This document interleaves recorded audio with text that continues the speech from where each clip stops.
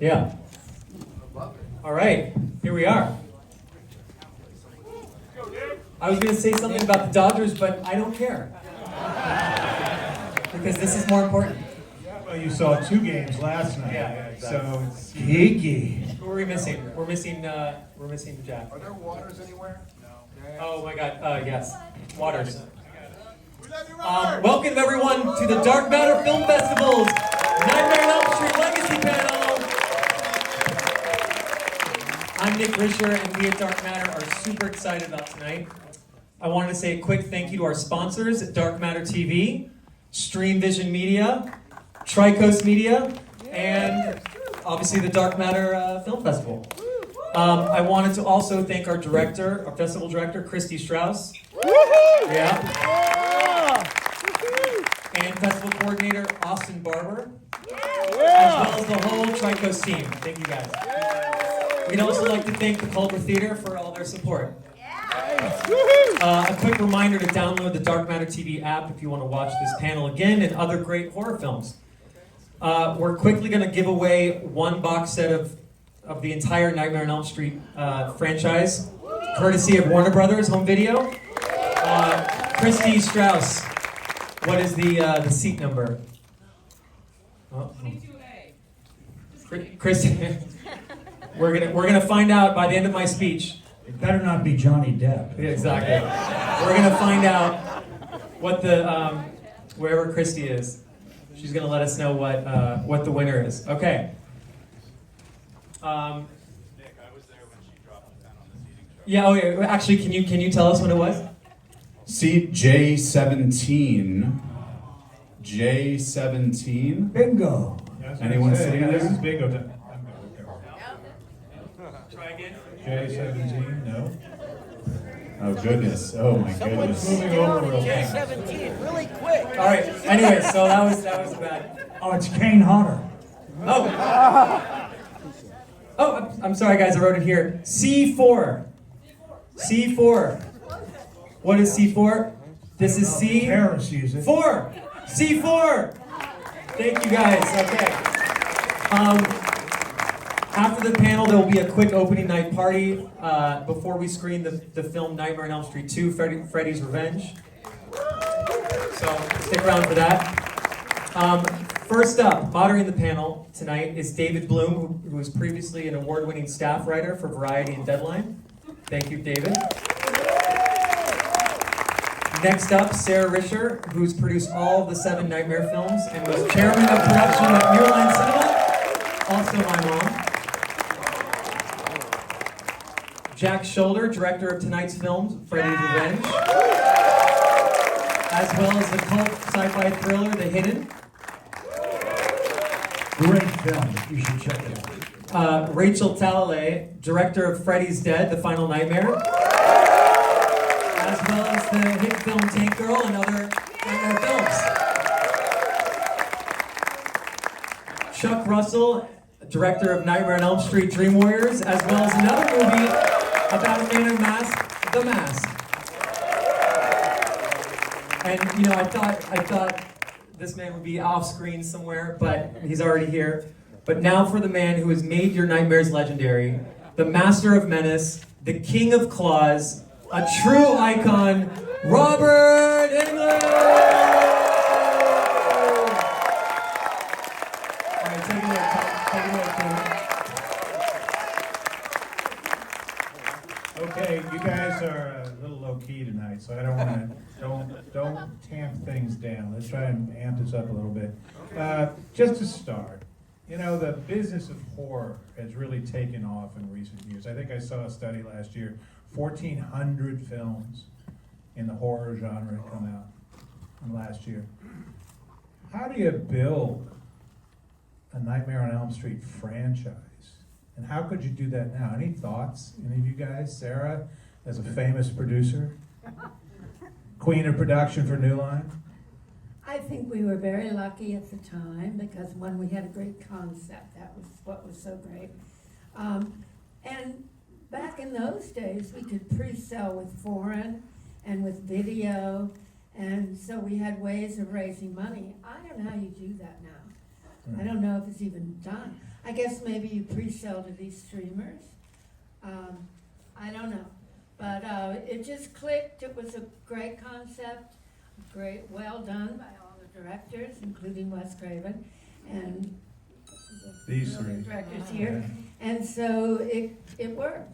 Yeah. But I can't give you an idea of how to do it again. Okay. Robert, you were classically trained at the California State University at Northridge, as well as the Royal Academy of Dramatic Arts. You did Shakespeare, Hamlet. This is the opposite of A Midnight Summer's Dream. Actually, I spent most of my time doing the clowns in Shakespeare. I did. Falstaff. Yeah, well, no, I didn't do Falstaff. I was way too skinny and way too young, but a lot of the other clowns. And they're not written. They're written in more prose than they're written in rhyming iambic pentameter. So the problem, and you can really get a lot more sense out of them, and a lot more kind of nudge, nudge, wink, wink kind of humor. The problem is that all the references, as nasty and dirty as they are all Elizabethan. So you sort of have to spell it out, you know, when you're grabbing somebody by their merkin, you know what I mean? and As you do. A little bit of pantomime. But it was really, it really stretched me. And it makes a lot of other work a little easier. I was wondering, what bits of that do you think helped inhabit what Freddy became? The thing that happened, it was very simple. Under all that makeup, and after I discovered the voice, I was liberated. And I was able to use tricks that I used in the theater for the first time. I had just come off a huge miniseries, I think 10 hours, which is a lot of time. Back then, you know, in Hollywood time. And I had been hearing this little voice in the back of my head that you hear when you do television, and a lot of kind of kitchen sink realism and documentary style work. You always are looking for the truth in your character's agenda, et cetera, and I know this is boring for non-actors, but the thing is, you have this little voice in the back of your head saying, don't get caught acting, don't act, and I was thinking, you know, damn it, you know, I've been doing Shakespeare, and I did Moliere, and I've done great theatrical anti-war plays and things like that. Now I'm in this behaviorist mode, and I'm trying so hard not to act or perform, but that voice is in the back of my head, and a lot of actors won't admit to this. That voice is just as annoying as, you know, overacting, you know, or getting or not knowing what the scene's about. And so with Freddy, under all that latex, foam latex and glue, and wearing those clothes, and working in front of the multicolored lighting effects and the exaggerated sets that sometimes were German expressionistic, and I knew I could kind of paint myself into the frame a little bit. And I knew I could be, I don't want to say larger than life, but a little theatrical. Larger than death. A little larger than death, a little theatrical. A little theatrical. You had license to act. In the best, exactly, licensed to act in the best sense of the word. And that's what our contract says. You know, I don't sign a piece of paper that says Robert Englund, you know, guaranteed 26 weeks on this TV show, don't act. It says Robert Englund, actor. That's what they want. They want what I know about that. The strings I can pull. And so that was this great thing that happened. I'd been in Hollywood for a fat 10 years at that time. And it was just a great time for me because when I came out on the other side of it all, I was a better actor for it. Interesting. I want to ask each of the directors. Wes Craven was famously protective of Freddy and the franchise that he had created.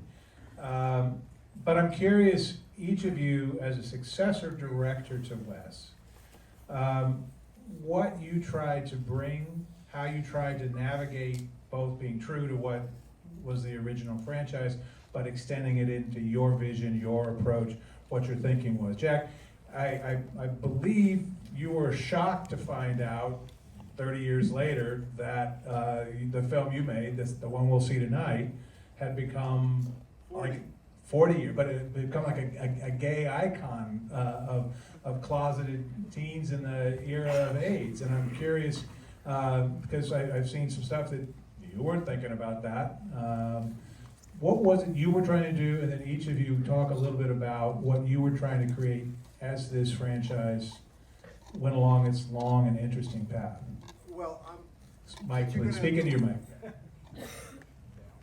is this on? Yes. You can tell he's a director, not an actor. Well, since the film's going to be screened in a couple hours, it really looks great. I'm very excited to see it because I haven't seen the whole thing actually put together. I've seen the pieces. When I came on, Wes was supposed to direct the sequel, and for some reason, Wes worked on the script, but he never liked the script. The script was written by a guy called David Chaskin, who was working in the distribution department. Where you usually find your screenwriters in Hollywood, right? So. Well, you find them in all sorts of places. But so there weren't any rules. The rule was, first one made a lot of money. Let's make another film called Nightmare on Elm Street Part 2. It'll make less money than the first one because at that time, sequels were considered less than. Yeah, they're like Huck Finn, less than. So. Yeah, and so there really weren't any rules, but there was a character called Freddy Krueger, and Freddy Krueger was going to come out in teenagers' dreams and kill them, and that was basically and it. scene, right? I mean, that's kind of it, right? And when I got hired onto it, I was handed this script. And I was living in New York. I flew out to LA, and I said to Sarah, "So you're bringing Robert Englund back, right?" And Sarah said, He's too expensive. Now that you became a big actor, right? and Sarah said we could just get a guy in a suit, that fits the costume and the makeup. That sounds very New Line in 1980s, right? And I want to clarify something.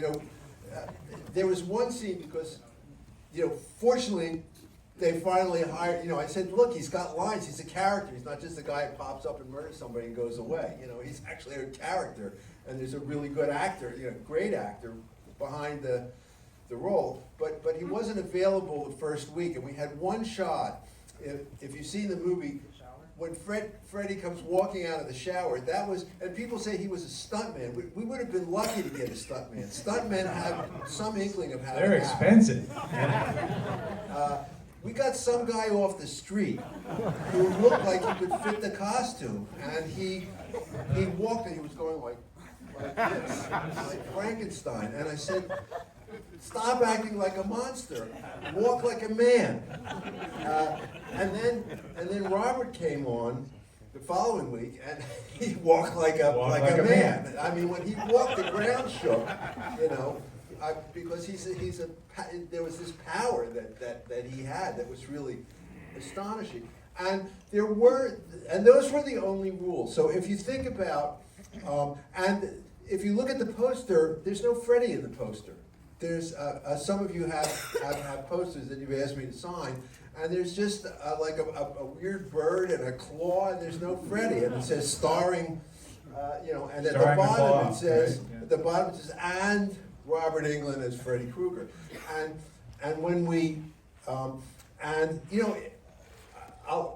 talk about the logic later on because I don't want to take up a lot of time, but once we started screening the film, it was clear every time he showed up, the audience went crazy. And they realized that he was the franchise. And they got to pay the guy, right? So. And they had to pay him more money the next time. So, Chuck, you were movie 3. And at this point, it had some nice success. I mean, the numbers, if you look at the box office, were not now. You go, oh, 44 million, big whoop, but that was real money in 1985 for a movie, right? So we were the highest grossing independent film that year. yeah, exactly. That was, yeah. you did Dream Warriors, and it was sort of like, I mean, part of me thinks of it like Freddy Krueger versus the Power Rangers or something, but Now don't diss my Dream Warrior. I'm not just Couple of Dream those Dream Warriors. Warriors have Oscars. Let me stop you. Let me stop you. Great horror is usually a metaphor, something that really scares the shit out of us. Right. So what were you thinking about in that film, and what was the story you hoped? I volunteered at a halfway house for suicidal teenagers before Darabont and I did our draft of that screenplay. And I knew I had Robert Englund, and I knew that he had been perhaps underused. We're all building on the last picture. And I said, let me get back to Wes's roots. Let me get Heather Langenkamp out, who I think was teaching Russian or something at the time. She wasn't that sure she'd do it. We talked her into it. Let's get the franchise back on its feet based on what was done in the original that Jack didn't have the opportunity to do, and build on everything I'd seen in those first two films, and let Robert loose. We had a great conversation because I wanted to put Robert in a tuxedo, and I think it was the first time he'd been out of the striped shirt, and I never had a doubt. To me, he's Bugs Bunny from hell. He could do anything. Anything to get out of that sweater. But we needed to surprise our audience. And dreams are so bizarre and resonant, and it's so weird that we all walk through our day, but at night we might drop into the most bizarre world and come up the next morning and think nothing of it.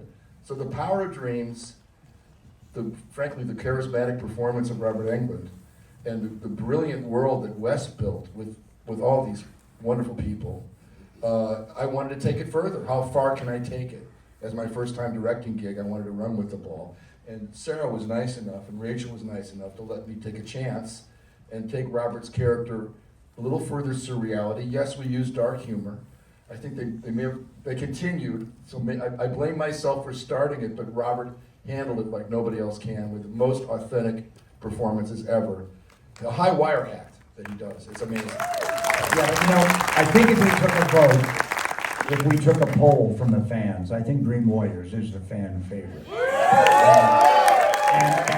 And we all have our favorites or sequences, and there's a lot to be said for the original, even though it was low budget, extremely low budget, and perhaps it's the scariest in a way. But the great thing about Dream Warriors is it has that opening and plot where it's previously in Nightmare on Elm Street, but it fits right in with the plot of part 3 as well. So you're bringing everybody up to date on what happened. Continuity for the first time, you're, right? You're reminding them of that, but now you're multiplying the Elm Street victims, by threefold. And that's the great thing. And the fact is that now we learn that Freddy likes to take each victim's personal paranoia and exploit it. And that becomes thematic now for the rest of the franchise. So We had Wes's great lore to build off of. And where did Freddy come from? And where is he going? And how can you ever defeat him? And I thought that bond we have, that I think works throughout the series, of that time in your life as a teenager when only your friend group trusts you and no adult will ever believe you. I think that's one of the strengths of the series throughout. And that's what Chuck sold when he went into. So I introduced Chuck to. we should just say real quickly, Rachel got a degree in mathematics from Yale, which is, as you've seen at USC and other great film schools, a natural place to find filmmakers. But she decided that working for John Waters on Polyester as a production assistant, also for New Line under Sarah, was Rachel and I go way back to second unit peanut butter and jelly for Roger Corman. there we go. Second unit peanut butter jelly. That's the commissary, I'm guessing. That's what was available. So you started. Rachel Flies was also not a PA included. on my first movie. Yeah. Started out as a PA and ended up as You started as a PA production on your talent. first movie, and you worked your way up to be the director and went on to do about 10 zillion TV shows and movies as a director since then, including a lot of really cool stuff. First American, male or female, to direct a Doctor Who episode. Pretty cool. And 8 episodes later, I've shown that Americans can direct Doctor Who. Yeah, that's right. They didn't We're all believe it. jealous of Rachel, because she's hanging out with David Tennant now. Yeah, right. Right, she did an episode of Sherlock too with Benedict Cumberbatch, the most fun name in Hollywood to say. And But even he makes fun of it. even he does. Well, he's had to live with it for a while. But by the time you kind of apprenticed your way all the way up to get that 7th film, and so you had seen the arc of the previous films. What was your thinking going into making that number 7? The final, haha. 6. I'm sorry, 6, I apologize. That 6th film, but what was your thinking about that and about what you wanted to do with it? So I was given really specific, unlike Jack, I was given first I was going to say that Chuck was I helped Chuck get introduced to New Line, so he got to do Nightmare 3, and then I ended up producing it, and then I ended up producing Nightmare 4, so I have some cred in the whole series. But I was given very specific directions for Nightmare 6. Part 5 had done much less well than Part 4. And a lot of that was due to the fact that New Line had decided that they really needed this cash cow, and we were making the movies every single year. So there was really, it was a glut in the market. And you could feel the market really sagging. It felt like, what is new here?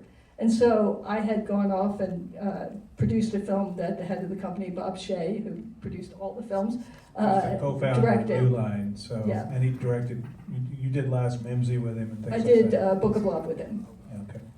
And so when I came back from doing Book of Love and doing Crybaby with John Waters,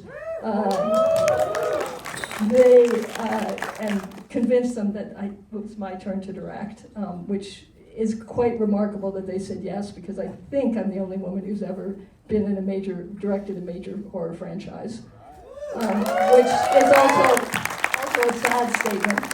But I was given very specific directions. When I came, they'd already decided that the last 10 minutes would be in 3D, and they wanted it much lighter. So all this sort of, I know that Freddy's Dead is very controversial in terms of being too light, too comedic, but that was very much the instruction from New Line. It was intentional. Yeah, it was intentional. Nightmare 5 had been too dark, and so Mike DeLuca, who is head of production and has the most amazing resume at Warner Brothers at the moment, who wrote our script, wrote a very funny script, and we went. So I was very much sent in that direction. I wish I had been able to, and we were able to bring some horror into Carlos's death, but a lot of that humor came very specifically from the instruction that they wanted it back as a date movie. And as such, when it came out, Freddy's Dead brought the box office way back up from Part 5. So we succeeded at what we were supposed to do. But it hasn't necessarily aged as well as some of the others. And it was time, I think, to address popular culture. Because Freddy had always kind of thrown popular culture back at his victims. And Yes. we really embraced that. Yes. I even remember saying to you once, Rachel, is it okay if I'm a little Bugs Bunny? I was pushing something, that cart. And Rachel went, yeah, go for it. You have to understand about Rachel, there's a thing they have in medicine, which is called a doctor. It's a skill that a doctor has, which is called the bedside manner, the way he is around patients. And there's some doctors that are really, really good at that. None of them are surgeons. And Rachel is that the way on a set. There's some people that don't belong on a set. They're really talented people, but they don't deal well with others, or they can't realize that they're part of the thing. Rachel is just a natural on the set. No one's afraid to talk to her. She's so approachable, and it's like she's been there since she was 10 years old or something. She lives and breathes a live set, and it's a real gift. It's just, she doesn't. It's not like any kind of a a foreign place for her. That's what your math degree at Yale will do for you. Yes. Can I say one more thing about sort of the mythos of Freddy, which was that in 1988, Freddy, which was right when we finished making Nightmare 4, Freddy was the most popular Halloween costume in America. And if you think about how unbelievably shocking that is, that kids in 1988 had embraced this serial killer, and we absolutely became the satanic panic. People were so angry and upset that anybody could dress like that. And you know, this sort of plays into this whole idea of how did Freddy become? Did you ever think we would be here now? How did Freddy become this? And so much of that is because Robert created this character with the most unbelievable amount of personality that you've all responded to, and the beautiful scripts and the beautiful work. But still, we are responsible. I mean, we were being accused of being responsible for all the bad things that happened, and you're all I think also that your film, Rachel, Part 6, opened the door for the fans to take Nightmare on Elm Street and to take the classic images from it and make it their own and give it back to us. And as you know, I love to do the Comic-Cons, especially when I've got a project coming out because I get the feedback. And I can't tell you how many levels of regurgitation that's phenomenal on the images from the movies that came from Jack's mind and came from Chuck's mind and came from Rachel's mind. And it's been reinterpreted by illustrators and people doing sculpture and action figures and graphic novels. And yet they've taken some moment from their imagination and run with it. And it's just that thing where the culture does that regurgitation. Remix culture gone not crazy, because that's what we have now. Sarah, I wanted to talk with you a little bit because you were there for 7 films. You were head of production, either president or chair, at New Line for 14 years, which is amazing. And in that time, New Line came a long way, baby. I mean, it started out as a scrappy, wildly underfunded little indie thing. It feels like Nightmare basically helped finance the studio's growth in a way that led to Warner Brothers buying it, that led to Lord of the Rings and The Hobbit and all those billion-dollar bets that they were able to lay down over multiple installments. Talk about the importance of Freddy and the franchise to New Line's growth and success.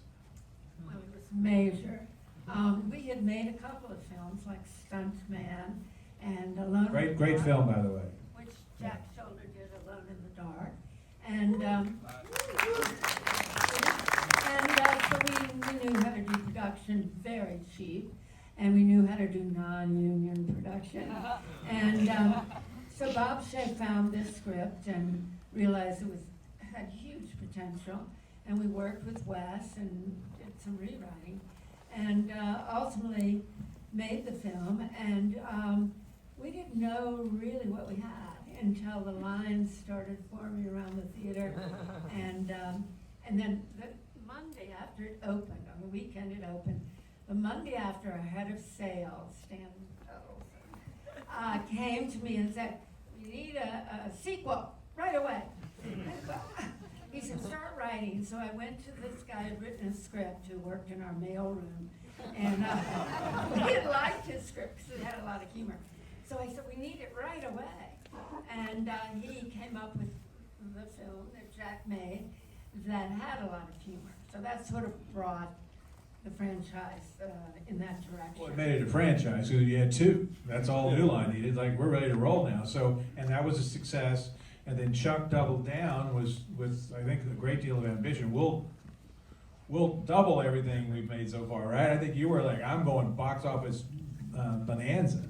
You know, it's funny. You don't think about the numbers exactly. Yeah. Like, I want success, but I was so into taking what Wes had started and going deeper in the lore and going bigger in the visuals and letting Robert really take a little more center stage with the character. And just the surrealism of dreams, I thought, here's the best possible kind of movie to do that with. So I just wanted to take it further. I wanted to take what had worked and take it further. Yeah. Is it fair to say that Freddy was the franchise that built New Line? Speak into your mic, please. Well, those Ninja Turtles Very helped too. well-known phrase, because I think it was on the cover of Variety. It said, Freddy the You can't trust those guys. Pardon? Sorry, I was Okay. talking about my former The employer. Freddy who built New Line, that built the house of New Line. Yeah. Yeah, he. We'll call him the carpenter from now on. So, anyway. Yeah, well, let me add to this, since I did the first sequel. So, first of all, as mentioned, they didn't think they needed to bring Robert back, which I thought was essential. But we hired a publicist, and the publicist had seen some article that like the University of Minnesota had a poll or something, who's the scariest man in America? And they said Robert was Freddy Krueger. And so he said, you know what, I'm going to try to sell this movie and pretend that Freddy Krueger is the scariest man in America. And so he based his whole campaign on that. And he put out to the newspapers that we were going to do a midnight screening of the original Nightmare on Elm Street, Wes's movie. And he said that people were showing up dressed as Freddy, which was a complete lie. And so he hired people to dress as Freddy. And when we got there were a whole bunch of people that we didn't hire who were dressed as Freddy. And so they realized something was going on. And I think you were in the Halloween parade that year, and people were going crazy. Well, that publicist booked me at the Stone Pony, the Bruce Springsteen bar in New Jersey for a costume contest. I judged a costume contest. So it's a and then I had Springsteen a movie midnight gig. I had a midnight gig after the Halloween parade in New York, and it was like on live radio, and it was also a costume contest, and I was doing it with Queen Latifah. And we got, what's that, Peterborough, that little airport from New Jersey, we got on a little plane and we flew back to New York, and I got in a car and we raced to this downtown club with Queen Latifah waiting for me to judge this costume contest and be on whatever the hip radio station was in New York. And we careened around the corner in the limo, and there was, and this, I swear on a Bible, there was a woman, think Shelley Long in Camp Beverly Hills, dressed as a sexy Freddyette. You know the costumes I'm talking about, with strategic slashes adjacent to the cleavage, and the opera hose, and the mini stilettos or combat boots, and maybe she had scratches on her face, I can't remember, and a floppy fedora, and behind her, this Shelley Long, PTA mom, there were 8 little Freddy ducklings. And we almost ran them all over. And we hit the brakes, and I was like, I can just see the headlines tomorrow. Freddy Krueger actor, malls, children dressed as his, oh my God. But anyway, so it was already organically happening at the same moment that the publicist from New Line had tried to kind of fabricate this phenomenon. It was legitimately a phenomenon. It's interesting because there's a movie about Bruce Springsteen playing next door to this theater right here, so it's like we're closing the loop here a little bit. The Stone Pony. Yeah. Well, I just wanted to stay there, and absorb, Get some absorb, music, yeah, Clarence Clemens vibes and stuff. Yeah, just play some sax and I'll make it to New York on Day of the Dead or something. Yeah. I'm curious because each of you has had a long career since your Freddy experiences, doing lots of really interesting stuff. What did you learn here or take from here that's influenced the work you did beyond that? Rachel? I just want to start because I think you could call my autobiography Everything I Know I Learned on Nightmare on Elm Street. And that's coming out on Simon & Schuster in the spring, I guess? Doubleday next week. We got to get you hooked up because I think that these guys are It's all buy a coming, copy. it's coming. It's coming, all right? You know what it's going to be. I think that's a heck of a title, by the way. I mean, it is true. Everything I know about filmmaking, I learned from the complexities of these films. And I started, with Chuck, with how difficult. Somebody asked me the other day, "What's your favorite nightmare film?" I'm like, "That's like, are you trying to get me killed?" And there's always an effect, a practical, in those days that you thought was cheesy when you're doing it.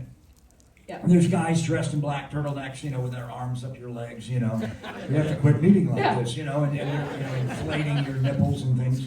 But there's always stuff that doesn't, and then you see the film, and Mick Strange and those guys, they did, the shot of my face coming in over Heather in part 1, that's just double layered cheesecloth. And me, pushing my face in Jim Doyle with a Freddy head on, a mock-up Freddy head on. We both did it to see which one looked best. I don't even know which one made the final cut, but I mean, that effect cost $1.99, and it looks great. And I think, they CGI'd it for $150,000 in the remake, and it's not as effective. But we never knew, because when you're on the set, it's all pretend. And you have to really get in a serious mindset, because it can be very silly, very silly, and yet then you see it. You go to the rough cutter, or you go see the screening, and this stuff looks miraculous.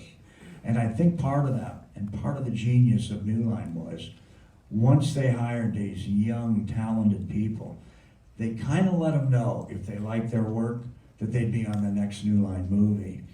And I remember kids going from like assistants to being camera operators, within 4 or 5 movies.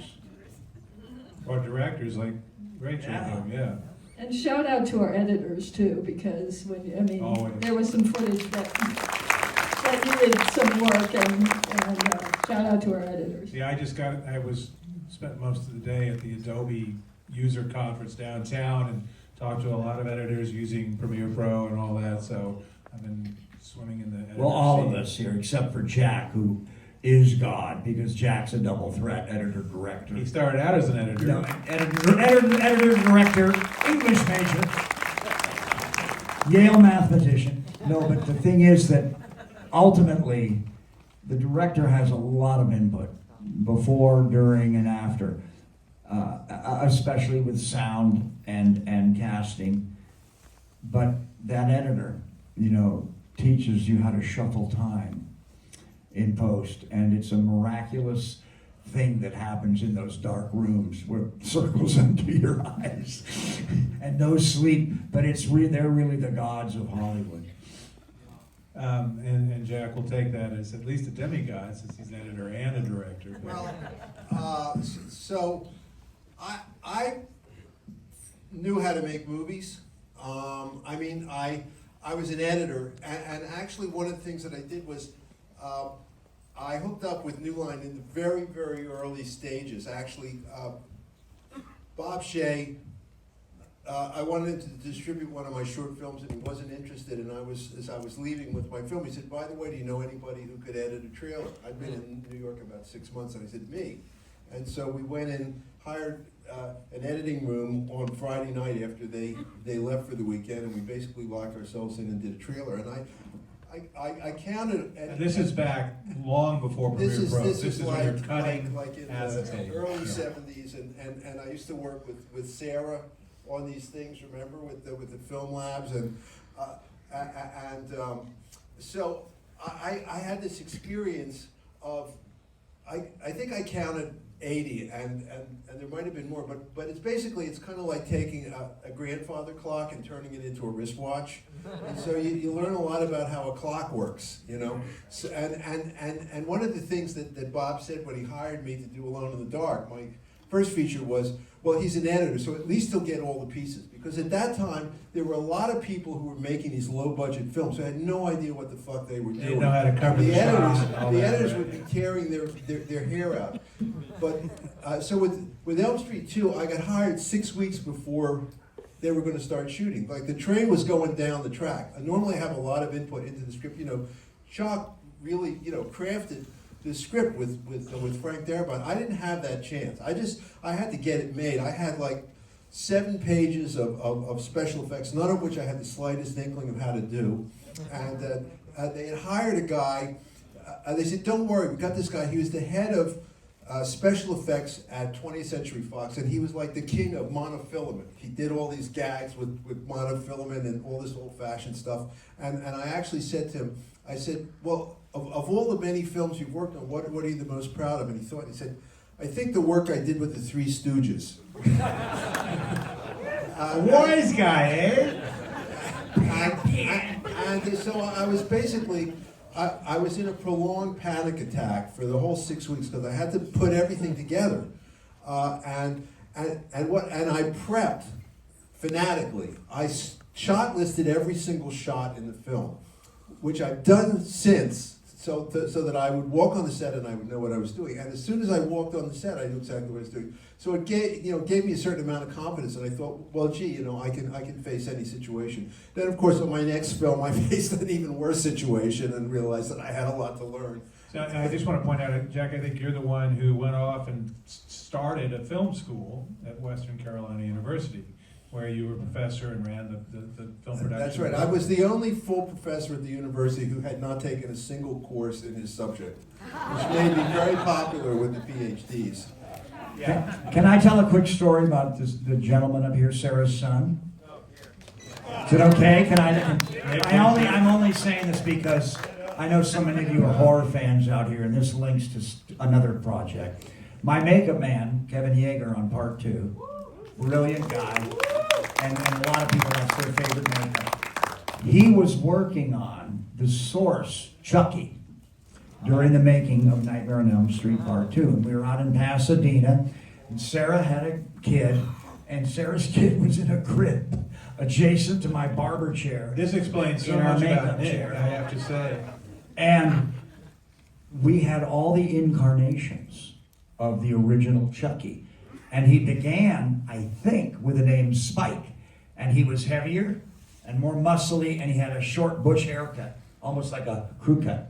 Red hair still, bib overalls, and he had a short sleeve t-shirt on with his muscles showing. And he was the bully, Spike, And then he began to, they made him a little thinner and long sleeved shirt and bib overalls still and longer red hair. But we would take all these prototypes, and Sarah would rush off to solve some problem on the set of Nightmare 2, and scold Jack or whatever, or look at her watch in front of him and make him sweat. But, and we would take the Freddy dolls and use them to terrorize this young man. So if any of you think he has damaged taste in some of his film selections, we're the reason why. Kevin Yeager. Now we know. Sarah, did you have any idea how your child was being warped? I actually never let him watch any of the films until he was about. I didn't let him watch any of the films until after he was 13. Well, I was going to say 33, but Yeah. But you saw me take my makeup off and it freaked you out. Yeah. He watched Robert put his makeup on, and that to really. de-transform into like a normal human being, and it's like, ah! Really scary. Damaged him to this Yeah. day. Yeah. So, at this point, is Freddy really dead? Well, I'm Looks dead thinking, to me. I don't know, I'm thinking,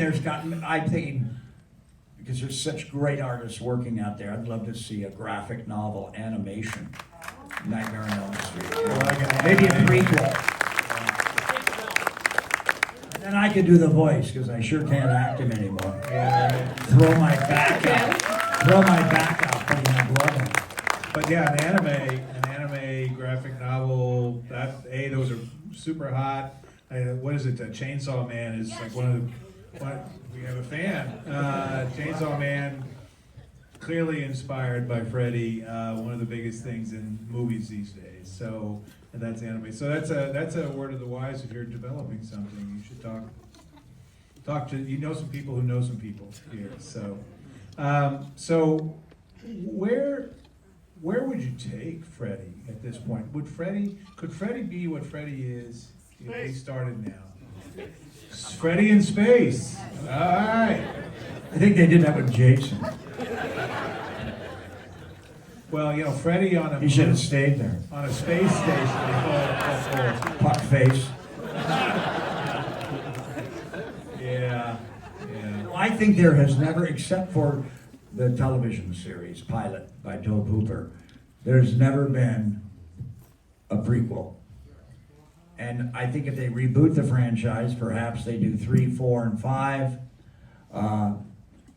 You know, leave 6 as a standalone because it has to address the popular culture, you know, computers and cell phones and robotics and AI and everything. And then maybe not do Wes Craven's New Nightmare, but maybe circle back, do 2 as a standalone. With today's sensitivities, I think it would be interesting to explore the subtext in 2, and then do a prequel. Or start with a prequel, but let's not make Nightmare 1 again, please. You know? It'd have a bigger budget, we know that. We're gonna take a few questions now. Now, word to the wise, if it's not a question, Freddy will come to your dreams and kill you. So it needs to be a question where you have that rising intonation at the end, and it's on point and it's quick so more people can ask questions. So I don't think we have We don't have it. a microphone to run around. We do. I'm going to be the Oh, you do? Okay, so I want you to stand up. Give us, I don't, are our voices dead in here? No, we can. Yeah. Pretty good acoustics. decent acoustics, which is weird in a theater. Who saw that So coming? I do have a question. I just want to quickly mention that I worked with Ken Sagos on one of his films, and he was a pleasure to work with. But I wanted to ask Robert if you could come to New York City Horror Film Festival in December to be part of the festival. Ronnie's willing to pay you for that. I said question. This is actually a business deal. I love the invitation, but that's not a question. My people will talk to your people. We'll do lunch. Nick, I think you need to turn the mic on because thankfully, make sure the mic's on. It's on. All right, stand up. Project. This is for the entire panel. Do you guys feel like you guys were talking about Freddy Krueger possibly, doing something, or what Freddy means like to today's audience? Do you think that Freddy is as relevant to today's audience and today's youth as he was to the youth of the 80s and 90s? That's a good question. I wish I'd thought of it. So. I would say yes. so, yeah. Well, but dreams are kind of forever, right? I mean, we all dream. We all have nightmares. We all have stuff. It evolved, and I think that's an interesting thing to talk about. Each of you all were talking about different kinds of nightmares, ultimately. It feels like over time that franchise had different stuff that occupied it, right? Well, I think the reason that the series is so successful was that, Wes had this incredible concept that, because, everybody has dreams, and a lot of people have scary dreams, and, he tapped into a kind of a universal fear. And, monsters have had, we still talk about Frankenstein, he was, That's 220 years old. yeah, so. and vampires. Even before Dracula, there was something called Carmella that was even a little bit earlier. So those characters live on because they're great characters, and they work on a subconscious level, which is where dreams operate and where a lot of fear operates. So I think people will be watching these movies if there's still a world in 50 years. I think they'll still be watching these movies. What do you think, Rich? Well, I just think we haven't touched on something that, we've touched a lot on the nightmares, but we haven't touched on the kids, and the reason I think there is longevity in the future of the series, and Chuck touched on this, but when we went to watch the audience for all the films, they rooted for Freddy, but they also rooted for the kids. And so it was really about the battle. They were thrilled when Freddy came on the screen because they knew the cool stuff was about to happen, but they actually really cared about the kids winning as well. And I think this idea that these are kids who were tortured, who have different issues, that also has huge longevity in the future. It's a universal time of life, and it's what I think I pitched Rachel originally. We all go through that in every culture, and I think still today. There's a point where you only trust your friends. It's the point where you're leaving the nest, and maybe it's a point where kids rebel against their parents, where nobody understands you but your tight friend group, and no one in our metaphor believes in Freddy, except your tight friend group, and it's your survival depends on those. So I think there's different forms of that throughout different cultures. And characters like the Hat Man and Shadow People are still all over the internet. The roots of Freddy Krueger that Robert Freddy brought to lives life. on, is what you're Yes, saying, regardless. yeah. If anything, it's more available than Well, ever. there's also the classic, loss of innocence. Freddy killed children. Children of the future. And Freddy's killing the future, and it's that loss of innocence. It's the warning you never get from your parents about, what it's really like out there. You all think if we get good grades and work real hard, everything's going to be peachy keen, but not necessarily. And Freddy's sort of symbolic of that. And the other thing, and I don't want to, believe me, I'm not saying, that it was a proto-feminist horror, franchise, but every film has a strong young woman in it that defeats Freddy. It's the ultimate survival girl, the final girl that beats Freddy and wins. And I'm really proud of that, and I'll tell you right now, I wouldn't be sitting here if it wasn't for Heather Langenkamp and Lisa Wilcox and Patty Arquette and Lisa Zane, Monica Keena. All of them, showed up, and they carried those movies, and they're the through line that you identify with. And I think we really began filling the seats with the first horror fangirls.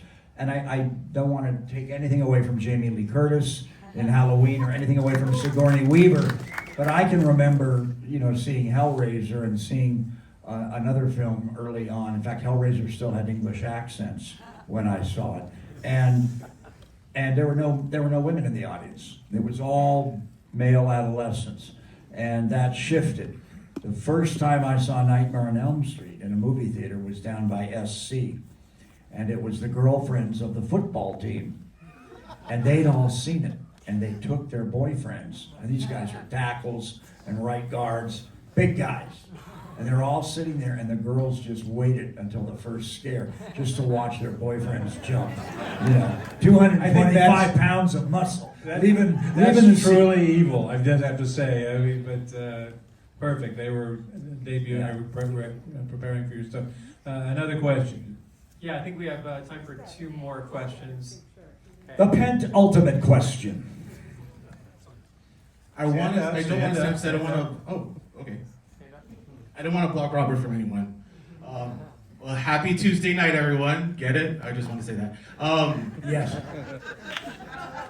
For everyone on the panel, in your interactions with Freddy, what made him a messy bitch in all of the films that you've either directed and participated in? And may I take a picture with all of you because I love you so much and I have a long story, but I will sit down now and thank you. But how do you define messy bitch? Sorry. Define messy bitch. A messy bitch. Or even, I guess, because we're watching part 2, because there was hints of like Freddy being kind of trans, and part 3 and also part 4 when he took her to the nurse. Well, I guess 2 nurses. Was a messy bitch. That was my question. Well, he's damaged goods. Freddy, I use the term damaged goods. And he is. I mean, my God, what else is going to happen when Alice Cooper is your father? There you go. One more question. Last question. Who's going to get it? Remember, this is a guy who was influenced by Chucky as a boy. So if he chooses you, be a little scared. All right, this question is Stand up. This question is for Robert. I love New Nightmare. It's my second favorite of the franchise. So my question for you is, what was it like playing a fictional version of yourself in that film? If you have any other experiences from New Nightmare. By the way, Sarah played herself in New Nightmare, right? She did. Yeah, Nightmare 7, right. Yeah. Well, New Nightmare was Wes Craven's Valentine to you all. And, the intellectual critics use words like meta and deconstructed horror. And Wes followed it, of course, with Scream, which made it clear and simpler for the audience to see what he was trying to get to. And then people returned to New Nightmare when it was on DVD, and it really became then a hit film. You know, it wasn't difficult. We were all, you know, spoofing ourselves a little bit. The great thing for me about Wes Craven's New Nightmare is they had a kid in it, and they had to, union rules make the kid have to shoot all day. And so I would be done by noon most days. I get my makeup off, I hit a glass of wine in the catering truck. I'd sit down, I'd have my makeup off. I'm an actor. My mama didn't raise no fool. I know where my free lunch is. And in would waltz the late, great John Saxon. And by now I had done 3 movies with John. And of course it was John's name and Ronnie Blakely's name that helped get Nightmare originally financed. I'm right, Sarah, about that, right? And John would tell me tales out of school. You know, from the horse's mouth, I got that transition from old Hollywood to new Hollywood. And I heard stories about Elvis Presley, James Dean, Marlon Brando. He did the Appaloosa with Marlon. Robert Redford's first movie. He was the star of Robert Redford's first movie, a movie about the Korean War. He had to, dated Natalie Wood. He was a leading man to Audrey Hepburn in The Unforgiven, directed by John Huston. He did a CSI season-ending special for 2 hours, directed by a kid named Quentin Tarantino. You know, he worked with Jimmy Stewart, he worked with Clint Eastwood, he worked with Robert Duvall, he worked with all of them, and I got all the stories from him. And now, at cons or on a talk radio show or something like that, or drinking, with Chuck late at night, I can share those stories, that intersection of old Hollywood and new Hollywood that he saw. This is the guy that was also in Enter the Dragon, And so John had 3 distinct acts to his career, and really loved the attention he got, both domestically and internationally, with Nightmare on Elm Street. And so that was really the takeaway for me of working on Wes Craven's New Nightmare. Getting to hang with John Saxon.